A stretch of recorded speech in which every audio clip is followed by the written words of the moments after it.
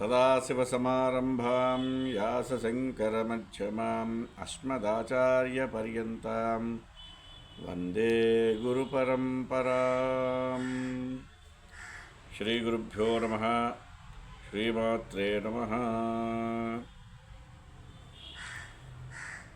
పక్షదీక్షా కార్యక్రమం రాజమహేంద్రవరంలో ఉండేటువంటి కుంతమూరు ప్రాంతంలో వడలి కుమారశర్మ గారి ఆధ్వర్య పర్యవేక్షణలో మాసదీక్షా కార్యక్రమం ఈ మాఘమాసం 19 జనవరి 2026 నుంచి 2 ఫిబ్రవరి 2026 వరకు కూడా మహా విశేషంగా వైభవోపేతంగా జరుగుతున్నది.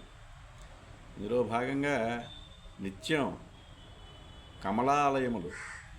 కమలములతో కమలాలయ సంపుటి విధానంగా మహాలక్ష్మి యాగం, మహాలక్ష్మి హోమ కార్యక్రమం జరపబడుతున్నది.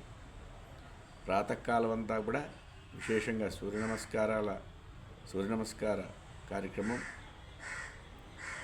సౌరతీర్థం ఇవ్వడం జరుగుతుంది. సంధ్యా సమయంలో కమలాలయ సంపుటిత విధానంగా మహాలక్ష్మి హోమ కార్యక్రమం సర్వ సౌభాగ్యముల కొరకు, సకలమైనటువంటి అష్టైశ్వర్య సిద్ధి ప్రాప్తి, సమస్తమైనటువంటి ధనలేమిని పోగొట్టడం కోసం, ధనాదాయం పెరగడం కోసం, ఆర్థిక వృద్ధి పుష్టిని కలిగించడం కోసం జరపబడుతూ ఉన్నది. ఏదైనా క్రతువు అనేటువంటిది 3 రకాలుగా జరుగుతుంది అని ధర్మశాస్త్రం. వ్యక్తిగతమైనటువంటిది, వ్యష్టి సమిష్టి విధానంగా, అంటే ఒక సమాజం మొత్తం కూడా వృద్ధిని పొందడం కోసం జరిపించేటువంటిది. ఒక వ్యక్తి పర్సనల్గా తన అభివృద్ధి కోసం, తన కుటుంబాభివృద్ధి కోసం చేసుకునేటువంటి కార్యక్రమం వ్యక్తిగతమైనది. వ్యష్టిగా చేసేటువంటిది అంటే కొంతమంది యజమానులు, ఒక 10 మంది కానీ 15 మంది 100 150 మంది యజమానులు కూడుకుని చేసేటువంటి ఒక యాగ ప్రక్రియ. అలాగా 3 విధానాల్ని ఆశ్రయించి వ్యష్టి, వ్యక్తి 3 రకాలుగా ఈ క్రతువు జరిపించబడడం విశేషం. అందుచేత ఈ కార్యక్రమంలో ఎవరెవరైతే వారి నామగోత్రాన్ని నమోదు చేయించుకుని దానికి సంబంధించినటువంటి ద్రవ్యాన్ని వెచ్చించి ఈ క్రతువులో పాల్గొంటారో వారందరికీ కూడా మహాలక్ష్మి యొక్క అనుగ్రహం, సూర్యనారాయణ స్వామి యొక్క కృపా కటాక్షములు, అలాగే మహాకాళి, మహాలక్ష్మి, మహాసరస్వతి స్వరూపిణి అయినటువంటి చండీ అమ్మవారి తాలూకు అనుగ్రహం కలుగుతుంది. కలవు చండీ వినాయకు. కలియుగంలో కలి ప్రభావాన్ని, దోషాన్ని నివృత్తి చేయాలంటే మనం ఆశ్రయించవలసినటువంటిది ముఖ్యంగా గణపతిని మరియు చండీ అమ్మవారిని. కనుక చండీ అమ్మవారి తాలూకా నిత్య పారాయణ హోమాదులు, అష్టలక్ష్మి ప్రీతి కొరకై ఈ కమలాలయ సంపుటితమైనటువంటి మహాలక్ష్మి హోమములు జరగడం, కోటి కుంకుమార్చన, ఈ విశేష ఫలితాల్ని విశేష క్రతువుగా వడలి కుమారశర్మ గారి ఆచార్యత్వంలో జరగడం, వేదాన్ని శాస్త్రాన్ని క్షుణ్ణంగా తెలుసుకుని ఏ కార్యక్రమాన్ని ఏ విధానంగా చేయాలి అనే విశేష జ్ఞానాన్ని కలిగినటువంటి ఋత్విక్కులు సహకారం యాగానికి ఉండడం మన రాజమహేంద్రవర ప్రాంత ప్రజలు చేసుకున్నటువంటి సుకృతంగా చెప్పుకోవచ్చు. ఈ క్రతువు జరుగుతున్నప్పుడు దానికి సహకరించడం, దాంట్లో పాల్గొనడం అనేటువంటిది కనీస ధర్మం.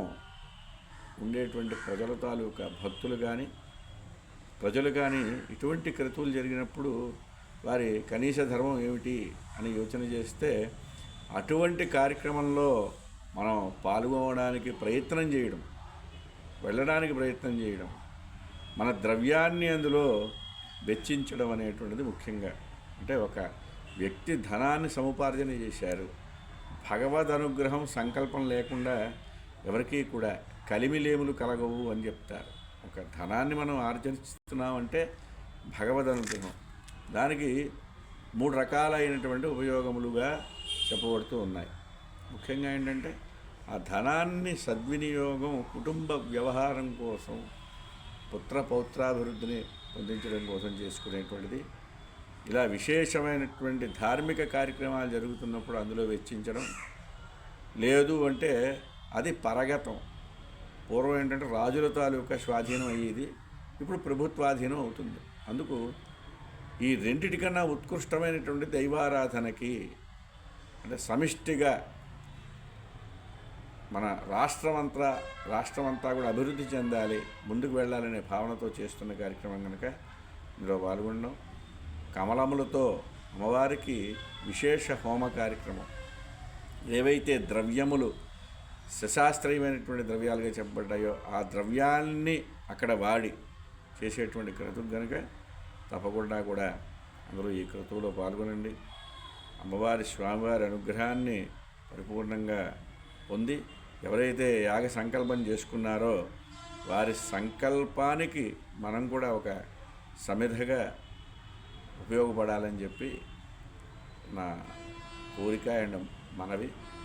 సో అందరూ కూడా ఈ క్రతువులో సమృద్ధిగా పాల్గొని మీ ద్రవ్యాన్ని ఇందులో వెచ్చించి ఆ యాగం తాలూకా ఫలితాన్ని మీరు కూడా పొందగలరని చెప్పి ఆశిస్తున్నాం.